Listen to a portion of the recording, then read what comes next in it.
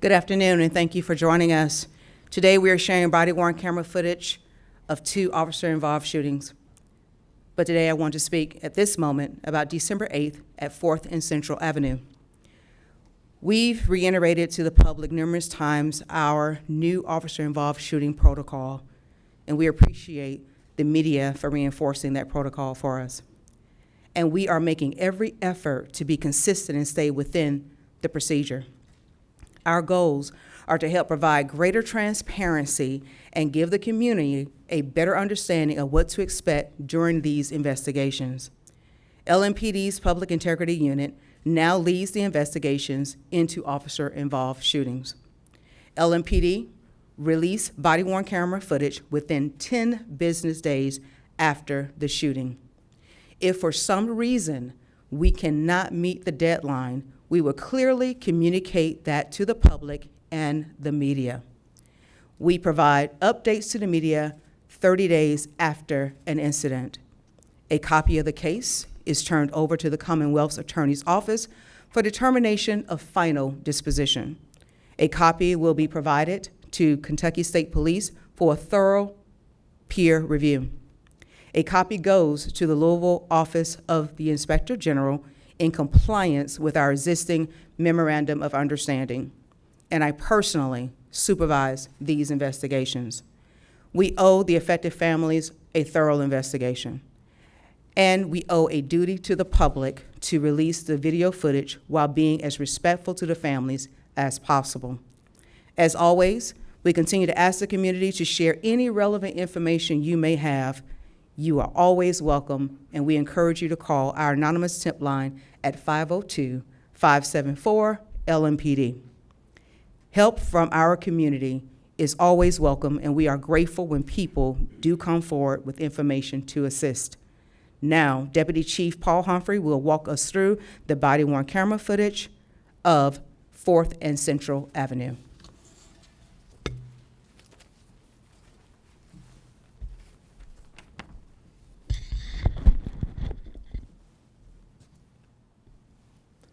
Okay, as Chief said, this is going to be an update on the shooting that occurred on December 8th at 4th and Central Avenue.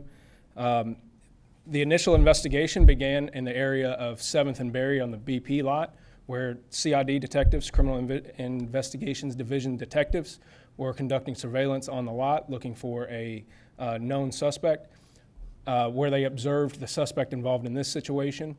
He was observed with a handgun going in and out of the store, and he was also observed in what they suspected to be narcotics transactions. They ultimately followed the subject. He was the passenger of the vehicle that was stopped. They followed him to the area of 4th and Central, right next to Churchill Downs, across the street from Wagner's, where CID conducted a traffic stop. Those detectives are in unmarked cars in plain clothes, but they are clearly identifiable as police, as indicated by their vests, which have police markings on them, as well as the lights and sirens which they activated on their vehicles.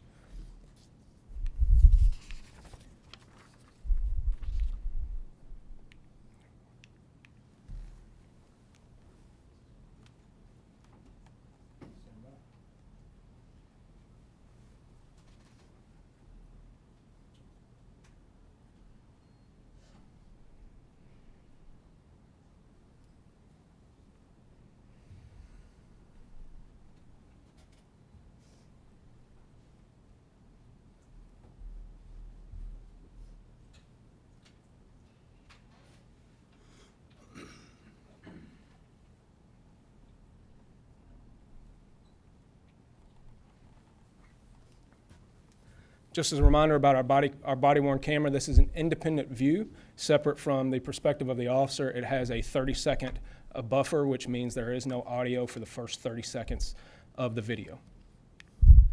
A reminder of our safety priorities. This is one of the models that we use when we make decisions, and this is based on all life is sacred. That's a fundamental value that we have, and then decisions by officers are made on who is placed in imminent danger and who has the ability to control the situation. So we go through victims and hostages who have no control over situations, civilians who might be bystanders in the area that might be in danger, but are not the direct targets of the incident, and then officers and ultimate control lies with the suspect at all times in order to comply with commands of the police.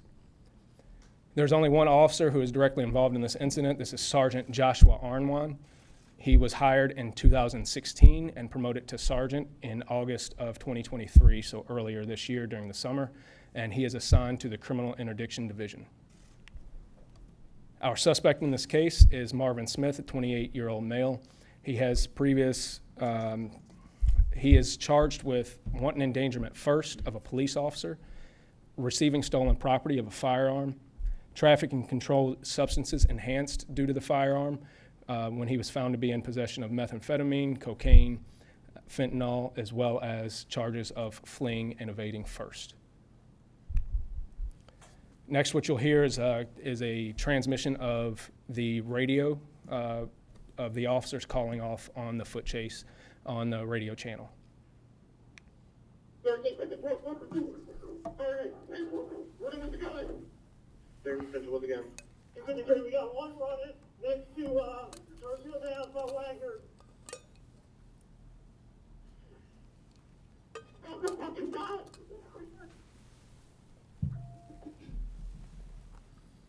It's on Wagner's. So far. Shots fired, 21 to 50.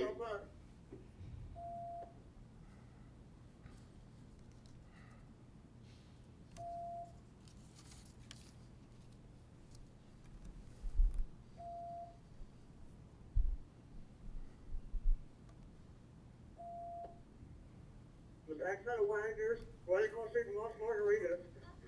Start, EMS code 3. No, okay, backside of Wagner's, EMS code 3, 2150. Get a man back. 1352. Started two cars. We're on 3rd and Central. 3rd and Central behind Wagner's on the east side of Wagner's. We got the gun secure, taking suspect into custody now. So now here are some still shots from Sergeant Arnwan's body camera video to explain to you what you are going to see. The traffic stop gets initiated where you saw on the map, right there next to Churchill Downs. The subject runs southbound on 4th Street and then runs eastbound next to Wagner's restaurant. You can clearly see and you will hear the officers over 15 times just from Sergeant Arnwan tell the subject to drop the gun. You can see the gun immediately with an extended magazine in the pistol. As he's running past Wagner's, you will see where we slow the video down so you can see the gun in his hand. His weapon has a weapon-mounted light on the end of his pistol. That is a clear indicator of which direction the pistol is pointed at the time. And so what you see in the left is a circle around the gun where it's clearly visible, and then on the right you can see the weapon-mounted light pointed back in the direction of officers who are chasing him. After the suspect is initially shot at, he trips and falls and goes to the ground. At that point, officers tell him to surrender again. They give him multiple commands to not pick up the gun. The suspect picks up the gun again, which you can see in the picture on the left, and then ultimately turns again to point the gun as indicated by the light on the right side with the weapon-mounted light pointed in the direction of Sergeant Arnwan. This is another view from a separate officer's video. This officer did not fire his weapon. There was only one that fired his weapon. But you can see on the left where the suspect picks up the gun and then begins to raise it towards officers. And this is one last view of the suspect pointing the gun in the direction of the officers. At this point, Sergeant Arnwan fires again, striking the suspect. The suspect will get up and run, leaving the gun behind. Officers will catch him just a few yards away, and they will begin to start medical treatment at that point.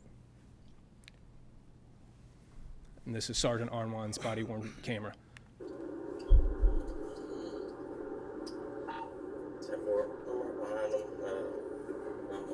I'm hot now, but I won't stop until y'all are ready.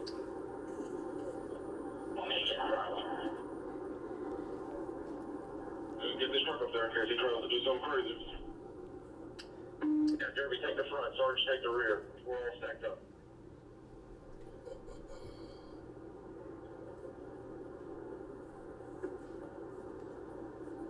right, I'll get next to him. We'll do them right here at the light.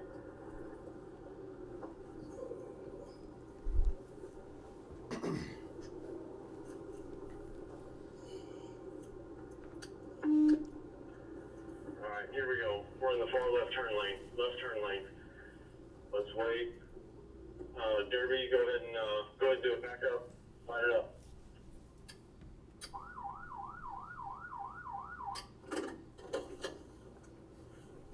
Derby, you're good. Stay in the car! Stay in the car! Don't you drop the gun! Drop the gun! Drop the gun! Drop that fucking gun! Drop the gun! Drop that gun! Drop the gun! Drop the fucking gun! Drop it! Drop it! Drop the gun!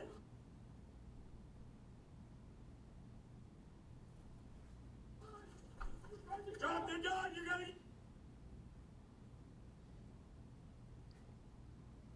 get shot!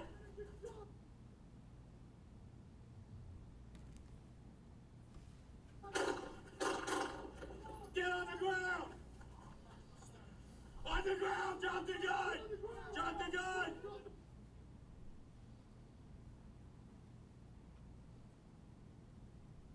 Drop the gun!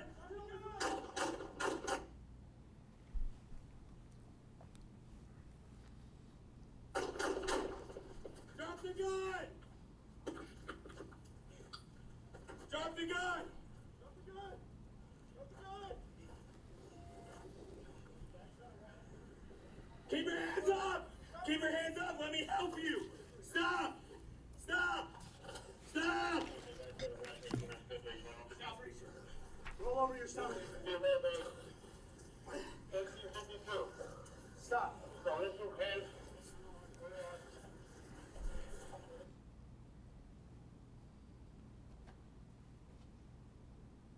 So all my medic kit is in the back seat of my car, or the trunk of my car. That green fanny pack's got medical stuff in it too.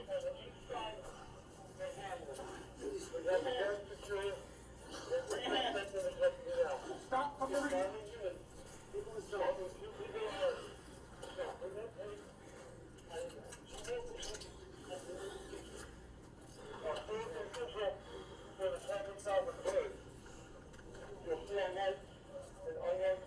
Is everybody good? Yeah. Officers are good. You guys giving aid? Is anybody with the other car?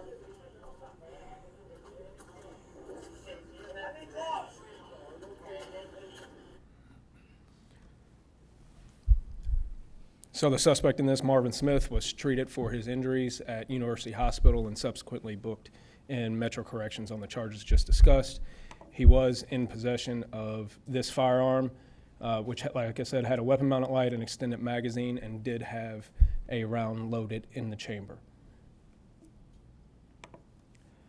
And as a reminder, when we are talking about use of force by police officers, these are the standards by which the court has laid out that we use to determine what is reasonableness. That is the severity of the crime at issue, the immediacy of the threat, the level of resistance or flight that the suspect poses either to the public or to the officer.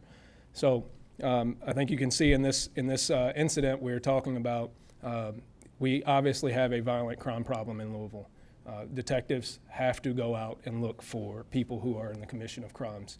Oftentimes those people are armed and these are dangerous situations. You see the officers made a coordinated attempt to stop this person, gave him multiple commands to drop the gun. Over the course of time, he was given that opportunity, and ultimately this resulted in an officer-involved shooting and his arrest. So we'll take questions at this time. First shot. The timing of Mark Vanderoff, WLKY News. The first shot, was that done because he was pointing a gun directly at the officers, or simply because he had raised it, or like how much was the gun directly pointed at the officer in that case? Okay, specifically not being able to answer the specifics of the officer that he gave in his interviews and his statements about the case, but it is pretty clear that from your question of was the gun pointed all the way at officers or was it in the process of being raised, I can tell you it was you could see the weapon-mounted light pointed in that direction. I can't tell you exactly if it was pointed right at the officer or in the direction. I can tell you that an officer does not have to wait to be shot at or to be shot in order to protect themselves. Alexis Matthews, also WLKY News. You mentioned that detectives were conducting surveillance at the gas station on a known suspect. That suspect wasn't Marvin's, was it? So the question was the suspect that officers were looking for at the time Marvin Smith? I do not have that answer. I don't know if this was related to the initial investigation or if he was just observed with the gun and what they suspected to be trafficking narcotics at the store. Stefan Johnson, WDRB News. Can you talk about the concern if he's running from officers but he's got a gun, if he gets away? So the concern of whether or not he gets away while he's running armed from officers. So obviously that's not normal behavior, is to run from a traffic stop with a gun. So there is some assumption or a reasonable assessment that this person could be a threat.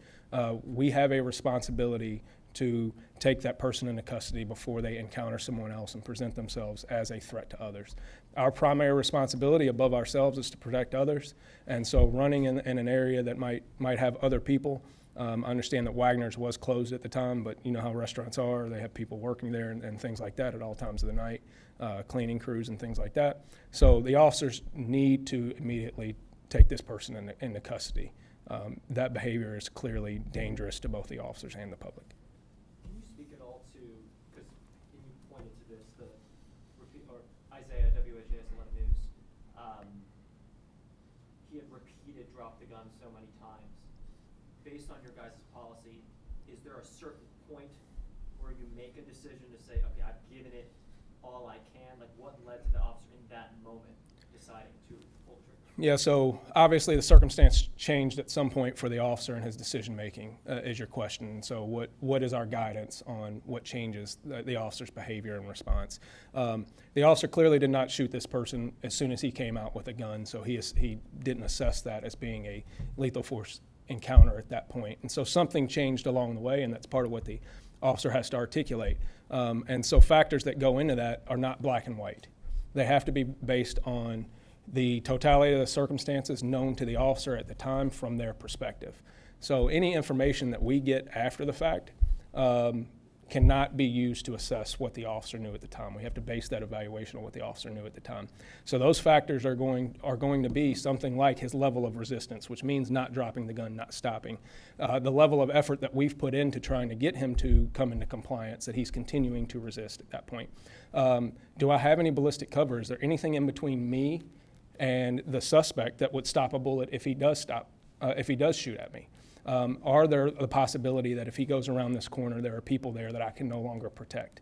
How close am I, which means that my reaction time, my reaction gap is now compressed. So when time, space, and ballistic cover are compressed or taken away, those decisions to have to use lethal force now start to rise to the level that we're gonna get there. Does that make sense? Okay. Natalia with Wave, did he have any warrants?